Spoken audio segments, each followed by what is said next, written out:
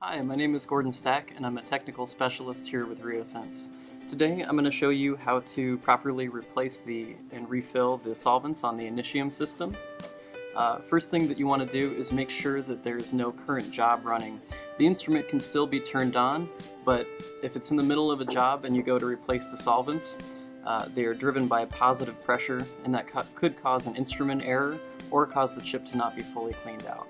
First, remove the gas line to depressurize the system. Always do it in that order, and it's the line with the black fitting. Then release the liquid line.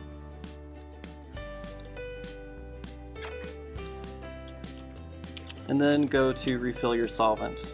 And if you're setting the cap down, make sure to do it in a relatively particle-free area.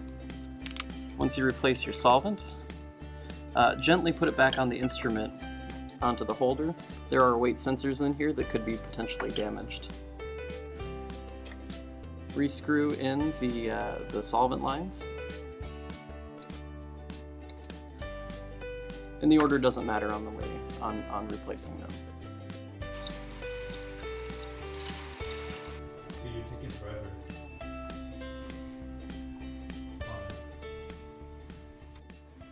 Don't rush me. Alright. Once you've done that, go into the software and make sure that you have the correct solvents listed.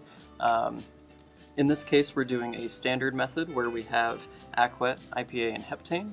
If you're running a buffer cleaning method, it's going to be your buffer, AQUET, and IPA. So that's all there is to replacing solvents. If you have any more questions, feel free to reach out to us at sales@riosense.com. Also, like, comment, and subscribe below. If there's any other videos that you would like to see us do, we're open to suggestions, and yeah, thank you.